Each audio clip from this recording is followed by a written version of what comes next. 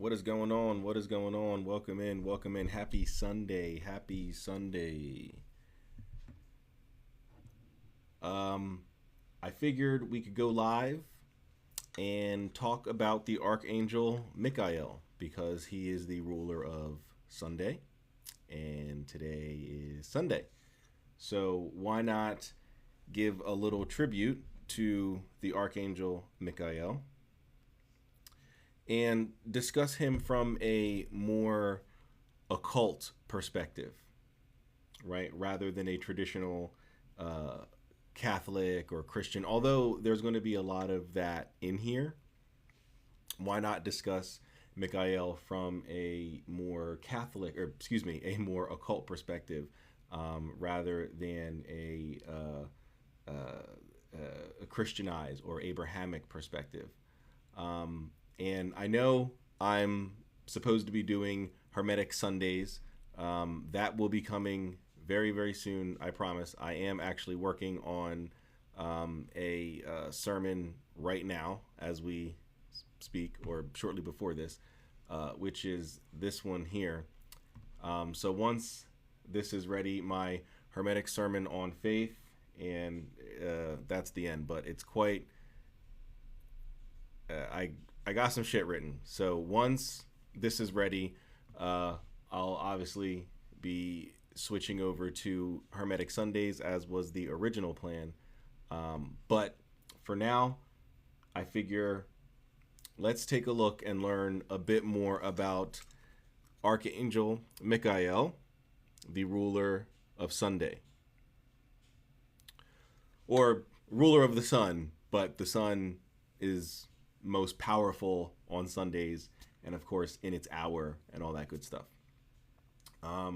Which there's a book coming out. I think through Hadean, if I remember correctly. I saw it either this morning or yesterday morning, like early in the morning, because my ex was calling me and all kinds of nonsense. But anyway, so I was up and I happened to look at my email, and I think it was from Hadean Press. There's a book coming about the specific beings that rule over each of the planetary hours, because it's not, even though it's Sunday and it's Michael's day, he doesn't rule over all of the hours on Sunday. There are other spirits that rule each specific hour for each specific day.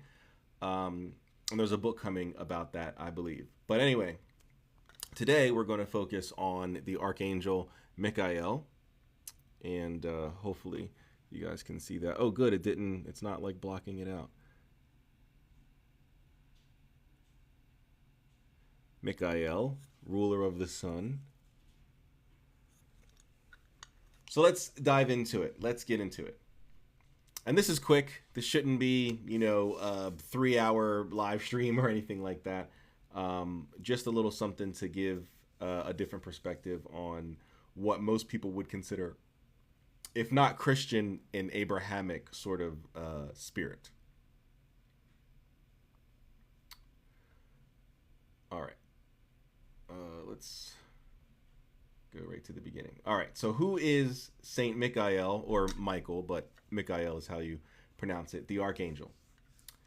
Saint Michael, the Archangel, is a powerful spiritual force acknowledged by many religious groups as one of the holiest beings in creation. He is one of the most well-known angels within the celestial hierarchy, and he is one of the few to be named in the Bible and the Quran. And he's one of the few angels that people outside of Christianity or Islam would know. Not just in religion, but even in secular things, movies, TV shows, video games. Angels are prevalent, and Michael, or Michael, is one of the most popular. And then, of course, for our purposes, or at least the purpose of my channel here, we know that Michael is probably the most popular archangel that New Agers swear up and down that they're working with, and that Michael is their spirit guide and all this other nonsense. So extremely, extremely popular. But let's continue. The name Michael means who is like God, which I'm sure if you're a regular here, you already know this. You've heard me say this numerous times, and hopefully you've done your own studies and practice to determine it for yourself. But almost all of the angels, their names, if it ends, especially if it ends with L, Michael, Raphael, Gabriel, Uriel, Zachiel, Aniel, right? These all mean something of God, right? Or something to God, or something for God, or something along those lines. They're more titles than they are a given name, right? And Michael in the classical Hebrew means who is like God. His name serves to remind us of the humility that should be shown before the divine. Quis et Deus is the Latin form of this question, or who is like God, and is often shown emblazoned. Is that the right way to say that? Emblazoned on the shield of the archangel. It was also the rallying cry of the armies of heaven in their war against the legions of Lucifer. Images of Saint Michael are easy to identify. He is almost always depicted as a beautiful winged man in military garb, bearing in his hands a sword, spear, shield, or set of weighting scales, whilst underfoot lays the devil, defeated after their battle. According to which, my friend actually has a statue of that exact depiction. And he's doing all of that. He's holding the sword. I don't think he has a spear, but he definitely has a sword in his hand. I don't think there's a shield present, but there's the sword in his hand. He's in the military garb. He's got scales in the other hand, and on the ground is the devil with his foot on his face.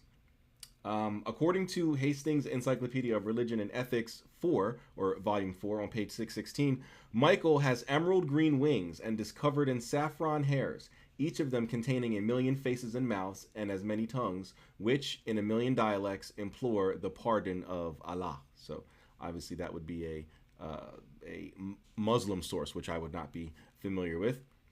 Saint Michael enjoys feast days on September 29th. That's for the Orthodox and the Catholics, which he shares with the archangels Raphael and Gabriel, which probably lends somewhat to the confusion, or not the confusion, but the swapping of Michael and Raphael for Wednesday and Sunday, depending on the tradition that you come from. Before we move on, there's more to Michael that this little teeny tiny book isn't getting into. So I want to just dive a little deeper into who Michael is as an angel. One second here. Okay. So this is all good information, right? What we're reading here. This is all great. But there is a little more here. So like most of the archangels that we know of, they come pre-Christian, I mean, certainly pre-Christianity, but pre-Hebraic lore as well. They were originally, all four of them, Gabriel, Michael, Raphael, and Uriel, were all originally Chaldean.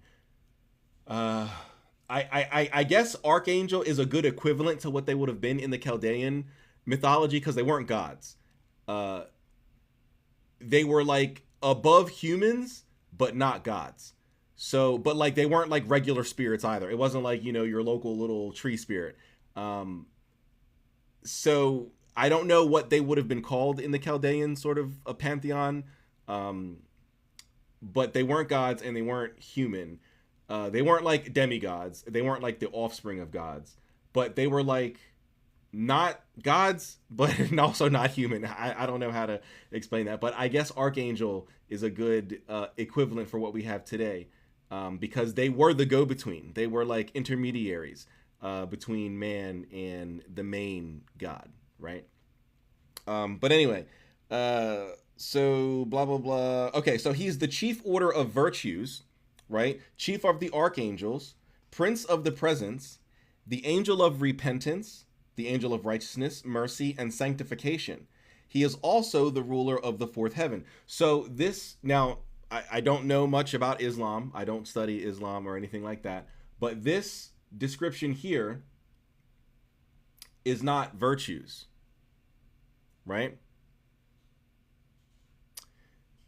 This is not the seraphim. That's the snakes.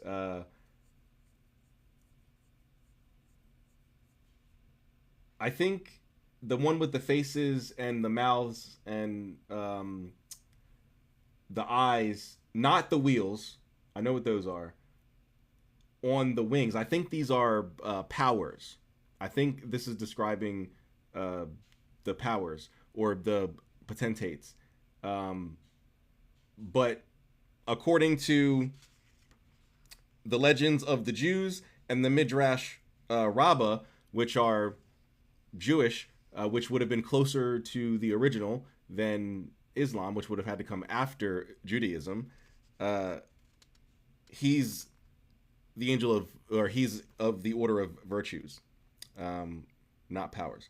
But anyway, he's the ruler of the fourth heaven. He's the tutelary angelic prince of Israel. He's the guardian of Jacob, the conqueror of Satan, which we talked about in the image. He has a mystery name, Sabathiel, and he is credited by Exodus 18 as being the author of the whole of Psalm 85. He has been identified with the angel who destroyed the hosts of Sennacherib, but also Uriel, Gabriel, and Ramiel have also been attributed to that as well. And he was the angel that stayed the hand of Abraham when he was supposed to unalive his son Isaac. I'm sure everyone is familiar with that story. So just a little more. There's a lot here. There's literally a lot, but just a little more on Michael and his attributes, his lore, all of that, because this is very, very short. So I wanted to go a little deeper with who Michael is. But why is this angel also a saint? There are a couple of reasons for this. Firstly, the English word saint comes from the Latin sanctus, meaning holy. So saint is a description of the being's quality, and angel is more of a species definition. The other reason is that Michael and the other angels possess the power of intercession, as do the human saints. I'm sure there's a lot more to it than that.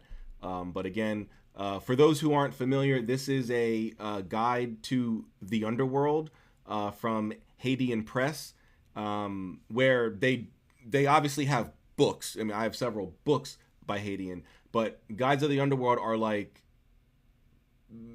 I don't want to say pamphlets. They're more than just a couple pages usually, but they're not like a 200-page book. It might like be it might be like 40 pages or something like that. But they still want to publish it, but they can't really call it a book. So they put it under their Guides of the Underworld sort of imprint or whatever. I don't know what to call that, brand or whatever, and release it through that. So it's very short. It doesn't really dive into the intricacies. It just gives you a brief introduction and then like goes right into like how to use Michael in your magic. So I'm sure there's a lot more to it, why some angels are also saints. But yeah. All right. Areas of influence and patronage. As befits his nature, the Archangel Michael holds a dual solar martial patronage. I do not agree with that. I believe, and I have always experienced Michael as a solar being, completely solar. No other attributes have ever come through. I don't even understand the confusion, or I keep saying that, the tendency to swap him with Raphael, but that's up to your tradition and your system. But for me, he is completely solar. Hey, what's up, Jeff James? We're reading from Saint Michael the Archangel.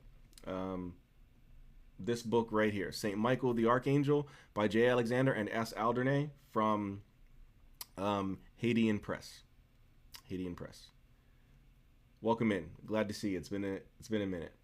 All right. Primarily, he is charged with watching over those who act to defend the masses, with soldiers, police, and the Air Forces all coming under his patronage. Which is interesting because if I were to keep reading about Michael, he has nothing to do with fighting and war and all that other stuff. These I feel like a lot of these mythos and lore about the angels come from more like folk Catholicism, rather than like actual legitimate theology, or I guess angelology, right? Which is a real word. I didn't just make that up. Because Michael has nothing to do with war. None of the original Christian, Muslim, Jewish texts describe Michael as like being a fighter or like a warrior. I think that just came from like, I don't know, like creative, depictions of like art, right? Like Renaissance artists for some reason would draw those images of Michael beating the devil and all that other stuff. Or like Metatron, right? I did a video about 2 years ago on Metatron and why like a lot of people think that like he's this like super strong, super powerful angel, when if you actually read the actual theological lore behind Metatron, he's a secretary. I mean, and I'm not trying to be me. I'm not trying to take anything away from him. So don't come down here and hurt me, Metatron. But like, he's not this big buff guy who's beating up all the demons and all this other stuff. He is a bookkeeper. He literally is like the bookkeeper of heaven. He's like the secretary. Like, he's not some warrior. I think that notion for him specifically came from the book of Jeremiel, where Yanez and Jambres were, those two magicians from Egypt that used like magic and got into the Christian heaven, and they weren't supposed to be there. And the Christian God found out, and rather than just snap his fingers and make them disappear and back on earth, because he should have the power to do everything, right? He couldn't get them out. He didn't know what to do, so he sent the angels. Michael, Raphael, Gabriel, they tried to get him out and they couldn't do it because he had all the magical seals and stuff like that, so they weren't able to get him out. And Metatron, and then he sent a Metatron who, because he was a bookkeeper and he's like the I don't know, the secretary, he was able to use like logic and like words to convince them to like put their shields down and all that other stuff, and then he was able to kick him out. It wasn't because he was strong and he beat him up and threw him out. It was because he just used logic and reason. But I don't know, stories, I'm sure everyone has played Whisper Down the Lane or whatever you call it, where you say something to someone and then by the time it gets down, 20 other people, it's something totally different. I think that might be why, right? Michael, Metatron, these like angels have these stories where they're these fighters and these warriors, and in reality they don't have anything to do with that. So I wonder, this is probably a very, very loaded question and probably has loaded answers, but I wonder if these angels that people work with, even a lot of magicians, I wonder if these angels are egregores, if they are thought forms that the collective has created, and that's what people are tapping into when they think they're working, especially like New Agers or like novice witches who learn everything from witch talk, and so which is really nothing. I wonder if a lot of them, if something does respond, if some energy, if some consciousness does respond to their call, I wonder if that consciousness is like consciously, by that I mean like through the collective, created. Just something to think about, something that I've been thinking about, because again, Michael does not have anything to do with a lot of this stuff. It's just like that only happened over the last few centuries. I promise you, if you go back to year 800 of Christianity, right, the 8th century, there is no Michael being a warrior, right? So I don't know. I don't know. Let's see what you guys are talking about. Mormonism teaches Michael is Adam, who was ultimately God. What? I've never heard that. That's wild. Mormons are, well, they're great people. Let's say that. I don't want to get banned. I don't want to get restricted. So they're a lovely people. I don't know what's going on in Arizona, but it's not anything nefarious. How about that? Interesting. That was a big deal in my Christian church when I was young. Really, that Michael is a warrior? Yeah, a lot of people think that. They have to be, right? Couldn't agree more, although powerful. Yeah, I mean, after centuries and I mean hundreds of millions, billions of of people, were maybe even tens of billions across the centuries of people working with these beings, yeah, they would have gotten very, very powerful. But still not the authentic Michael or whatever. But anyway, let's continue. The reason he is given this role is obvious when one considers Michael as the general of the angelic host. Don't know why they think that. And the angel who banished Lucifer from heaven. Now, he is the leader of the archangels, but the archangels are not warriors. Like, they all have their own specific function. And I mean, maybe Camiel. If there's a warrior angel, it's Camiel. Right? The angel of Tuesday, the angel of Mars. He's the warrior. If there ever was a warrior. It'd be him. And I don't even think he's described as a warrior. Let's see. I don't even think he's described as a warrior.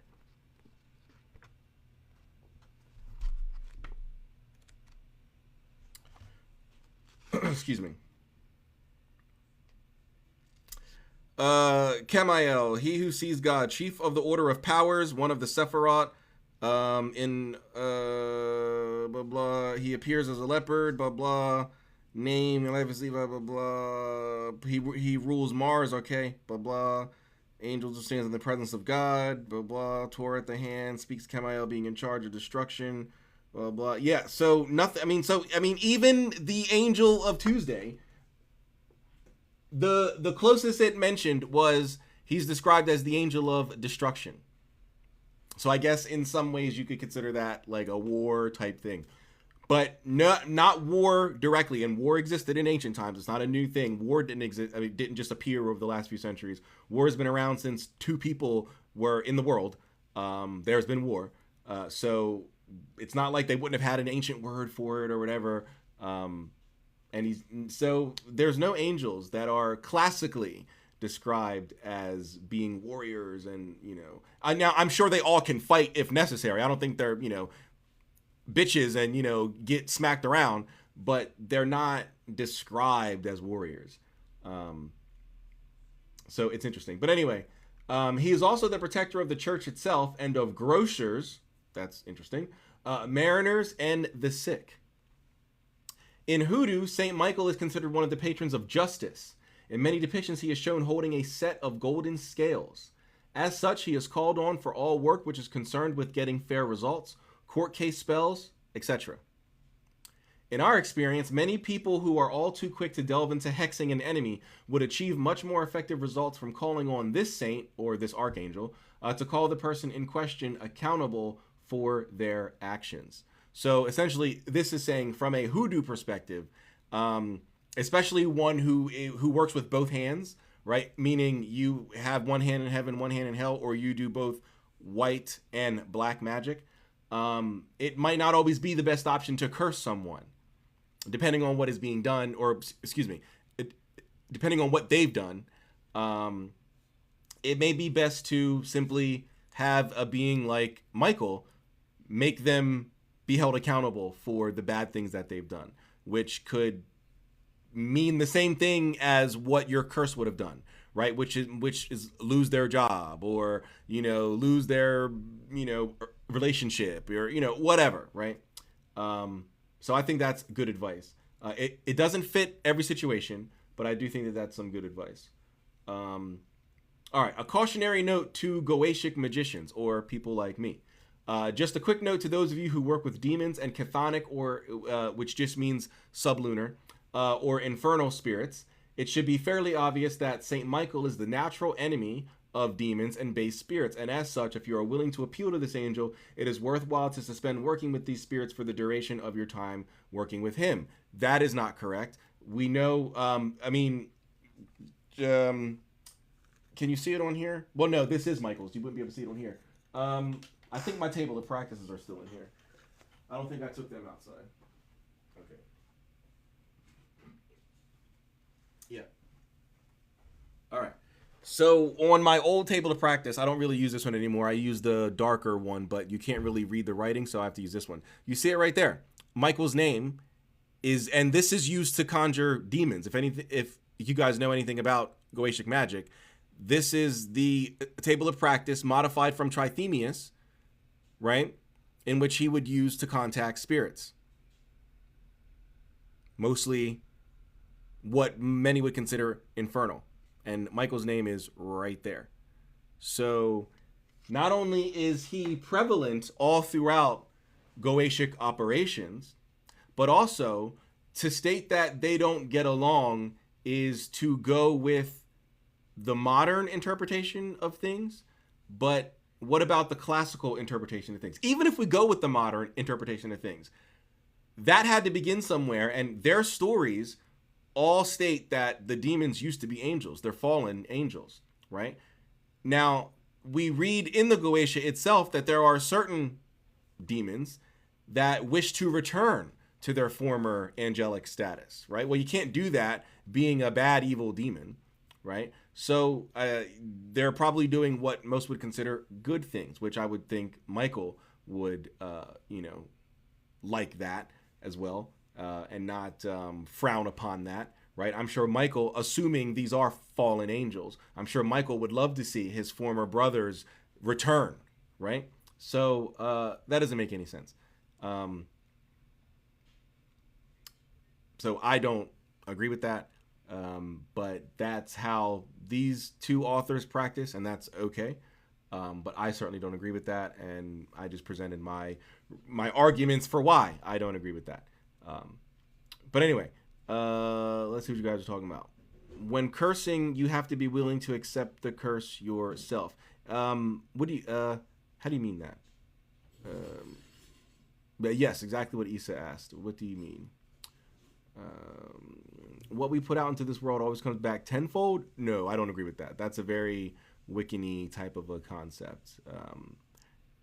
There's so much good that a lot of people in this chat right now have done for the world, and how has that come back to us times 10? Like, most of us still have to go to a job that we don't like, and we're, there's health issues and relationship issues, and where does that, when does all that come back?